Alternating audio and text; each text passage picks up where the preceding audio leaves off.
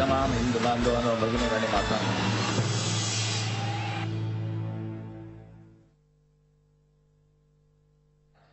मी मगासपासून आकाशाकडे बघतोय.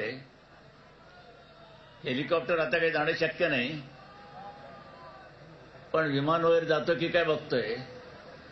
विमानही दिसत नाही आणि गेलंच तर मी पोलिसांना सांगितलं असेल, जा वरती जा, वरती जा, म्हणजे विमानाच्या त्या वैमानिकाला भेटा आणि मला काय डेसिबल बसवले तुला माहिती आहे का नाही. आवाजावरती बंदी आहे इकडे. या देशावरती सगळ्याच गोष्टींवरती बंदी आहे. कसलं डेसिबल आणि कसलं काय. ऐतिहासिक मैदान आहे.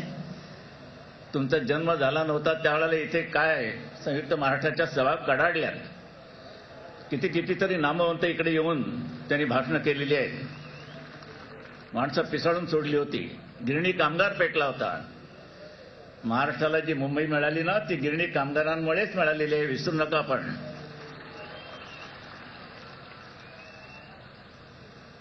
सांगायचं कोणाला, ज्यांना इतिहास माहीत नाही, काही नाही, काही नाही. त्याविषयी मला एक फोन आला. परदेशी माणूस होता. वाव मिस्टर शॅफ्रॉय. म्हटलं yes. You say Charlie Chaplin is dead. म्हटलं yes sir. As far as we are concerned, no, he is dead. He is no more. No, he is alive. I have seen him. तुम्ही कसं पाहू शकता. अहो, Charlie Chaplin गेला, खरंच मेला नाही म्हणे, आहे. नंतर कळला. आलं ते आपले आर पाटील होते, आबा सूट घालून गेले होते आणि त्यांना वाटला चार्ली चॅप्लिन आलाय. असे गैरसमज होतात. एन्काउंटर्स, हे एन्काउंटर्स करावेच लागतील. अजिबात क्षमा, माया, दया, क्षमा काही नाही. दुसऱ्यांच्या मुळावर येणारी ही अवलाद, ज्यावेळेला त्यांच्या घरातला घास तुम्ही मारता त्यावेळेला त्यांच्या कुटुंबियांचं काय होत असेल याची पर्वा तो करतो. कोणी भिकार तिच्या आयला साले मानवी हक्कवाले यांच्या एकदा सगळ्या त्या ह्याच्यातल्या स्टेनगनमधल्या गोळ्या असतात ना, त्या घातल्या पाहिजेत. कुठून निघाला तुम्ही. गुंडांची बाजू घेता. ज्यांनी इतरांचे संसार उद्ध्वस्त केले त्यांच्याबद्दल काय, त्यांचा विचार का करत नाही. त्यांच्या घरी गेला होतास, त्यांच्या बायकोचे अश्रू पुसलेस. पुष्कळ बसतात संध्याकाळी, त्यांना दीर्घायुष्य मिळवत. पण नाराजी म्हणजे कसली. त्याने विचारलं काय, कसं काय. काही नाही, वरच्याची वाट बघतोय. आता तो खाली येणार का तुम्ही वर जाणार, हे कोण ठरवणार. हे कोणी ठरवायचं. ते वरचं खालचं काही नाहीये. त्या वयातही तुम्हाला मध्यमकी दाखवली पाहिजे. अरे शेलार मामा म्हणतात इतिहासामध्ये नव्हतं असं बाबासाहेब पुरंदरे म्हणतात. आता खरं खोटं कोण आठवलं. शेलार मामा असेल तर म्हातारा लढला आणि त्यांनी म्हणतात उदयभानूला एक फटका मारला तलवारीचा, हात तुटून पडला, उदयभानू मेला. असा इतिहास आत्तापर्यंत आम्ही वाचत आलो. पण म्हणे शेलार मामाच नव्हता. मला म्हटलं आता घाव कोणावरती घालायचा. पण जरी असला नसला तरी तुम्हाला सुद्धा हे शस्त्र वापरता येऊ शकतं. मी हिंसेची भाषा कसली हो. हिंसा काय, हिंसा काय. एखाद्या महिलेवरती बलात्कार होत असताना हातामध्ये तुमच्या जवळ पिस्तूल आहे, तुम्ही काय करणार. ते तिथेच ठेवणार. पण हे चालले ते बरं नाही. हे फार वाईट आहे, फार बरं ते शोभत नाही. त्याला बघत तर बसलाय, शोभत नाही बोलतोस. घाल गोळी त्याला, उडव त्याला.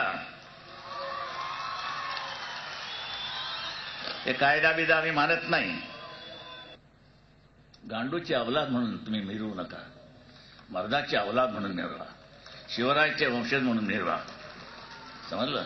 नाही तर इतिहास जाळून टाका. काही उपयोग नाही त्यांचा. काय उपयोग काय ते हातामध्ये घेऊन. नाही तर मग ते आमचे पु ल देशपांडे म्हणतात ते हे सगळे बहामनी राज्य, अमुक राज्य, तगलक तुगलक वगैरे सगळं बालपण आमचं नाचवलं या इतिहासाने. त्यापेक्षा त्रोटक असतं तर तानाजीने सिंहगड कसा जिंकला लढून. 7व्या इंद्रीने काय केलं, 8व्या इंद्रीला जन्म दिला, संपला इतिहास. पाहिजे कसा काढला, केव्हा काढला वगैरे, कोणापासून काढला वगैरे इतिहास पाहिजे कशाला मला, त्या तारखान बिरखा. हा एक संताप आहे. काय सहन करतात. त्याविषयी कोणी म्हणतात की आमच्या एका खासदाराला मारलं, जोडणार की शिवसेनेच्या तिकिटावरती निवडून यायचं आणि बदमाश तिकडे जातात, मग त्यांना काय ओवाळू. आणि आता प्रश्न विचारला की समजा उद्या तुमच्या हातामध्ये सत्ता आली आणि तुमचे आमदार तिकडे गेले, तर मात्र आज तुम्हाला सांगतो सगळ्यांना, यापुढे एक आमदार जर शिवसेनेतनं फुटला तर मात्र कायद्याची पर्वा न करता त्याला रस्त्यात तुडवा.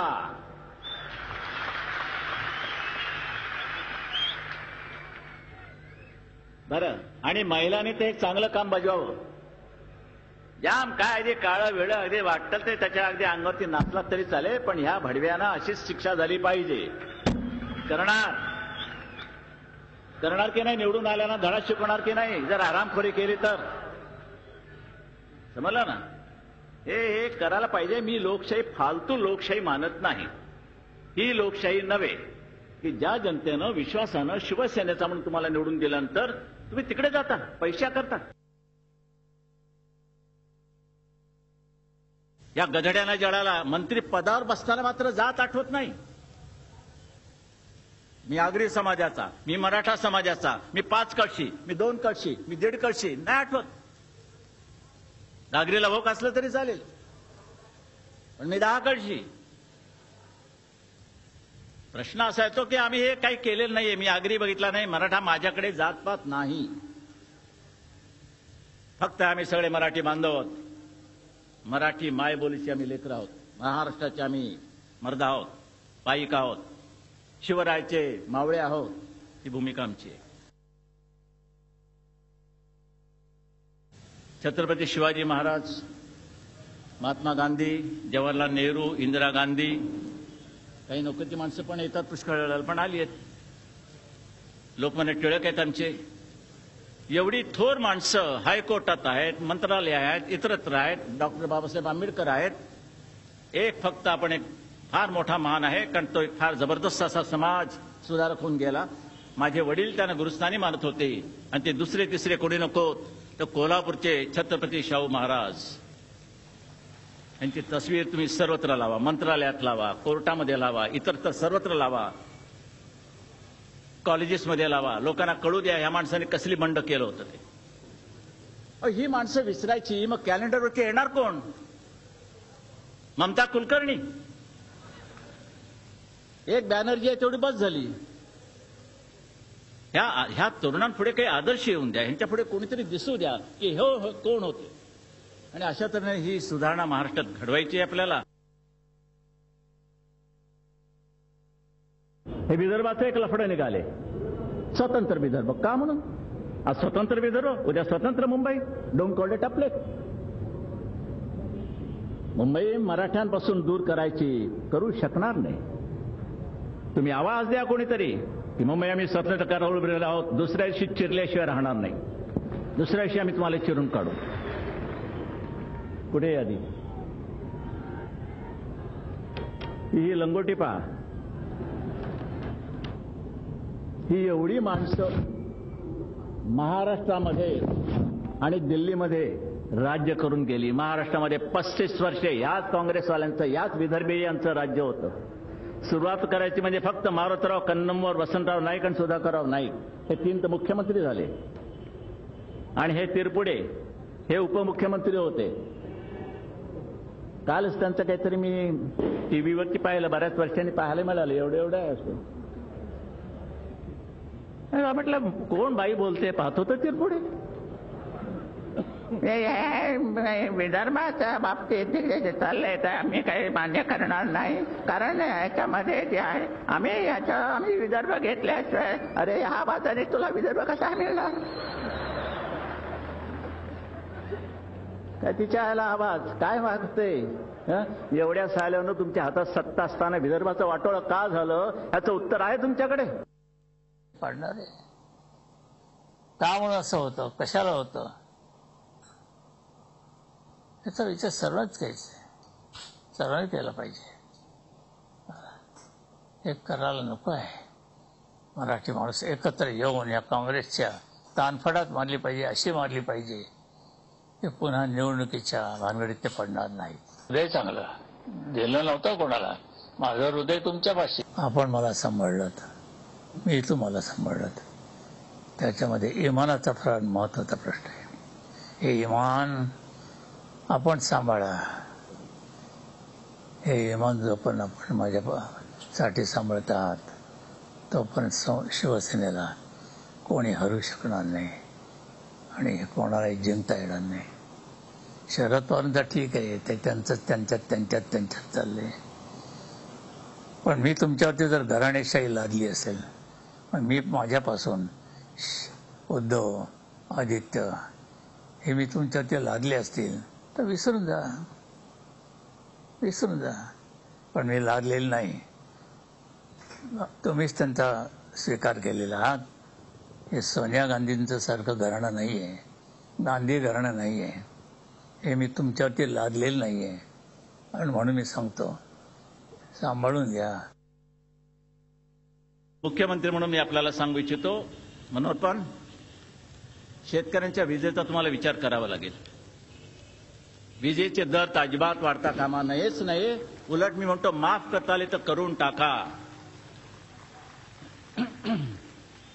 बरं, ही वीज मोफत पंजाब आणि इतरही काही राज्यात शेतीसाठी वीज मोफत दिली जाते. महाराष्ट्रात ती कमी दराने पुरवली जाते. काही वेळा बिले माफ होतात. महाराष्ट्रातील बळीराजाला याविषयी संपूर्ण समाधान देऊया. फक्त शेतीसाठी वीज मोफत पुरवूया. काय करायचं ते करा. निदान गरीब शेतकऱ्याला वाटल्यास त्या ऊस मळेवाल्याला देऊ नका. ते काँग्रेसवाले आहेत ना, ठोले साले, आयुष्यभर साले ऊसाचे दाणके घालून फिरतायत ताट मानेनं, ती माणसं. बरं, तर जमलं तर मला असं वाटतं या शेतकऱ्याला वाचवा. हा शेतकरी आपला आधार आहे. जय किसान, जय जवान, जय किसान ही लाल बहादूर शास्त्री यांनी दिलेला हा नारा आहे. निदान जय किसान तर राहून, जय किसान नको, जय जवान आपल्याकडे जमणार नाही. जातंय, महाराष्ट्रातले लोक जात आहेत, पण निदान जय किसान हा नारा इथे खरा झाला म्हणून तुम्ही दाखवून द्या. हॉटेल लाईन केवढी सुधारते, केवढी हॉटेल लाईन. एका तरी मराठी माणसाचं अजून तरी पंचतारिका हॉटेल आहे का? तुमचं 4 स्टार आहे, 4 स्टार, पण धाडस केले, येते. बरं, आपलं आहे का? आणि राव बहादूर ओबेरांचं बघितलं, अरे बाप रे बाप, 37 हॉटेल का 38 हॉटेल जगाच्या पाठीवर. हिंदुस्थान आणि जग, इथे एक हॉटेल काढल्यानंतर चमचे मोजावे लागतात आम्हाला. हॉटेल बंद चढायला काय रे, ते काटे आहे किती आहेत? साहेब काटे 12 आहेत, पण बाकीचे 2 चमचे कमी आहेत. तिच्या सगळे चोरणार आहे सर. मग ते बायकोच्या वाढदिवसाला 2 चमचे काढून जगणार, तुला काय आणले? मारलेले चमचे बायकोला. म्हणजे तुमच्याबद्दल नाही बोलतो ना.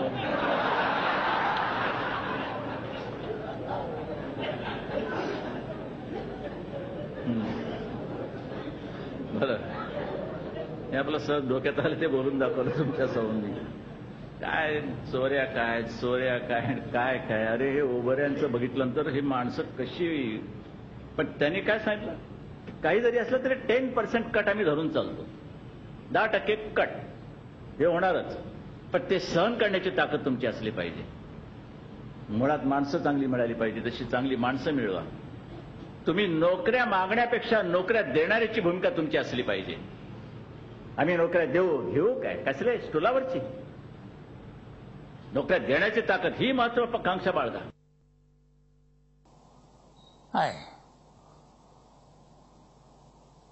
ज्या दादर भागामध्ये शिवसेनेचा जन्म झाला, ज्या दादर भागामध्ये शिवसेना भवन उभा आहे, एक पवित्र वास्तू, एक दिमाखामध्ये शानमध्ये, त्या दादर भागामध्ये शिवसेनेला धूळ चारली गेली.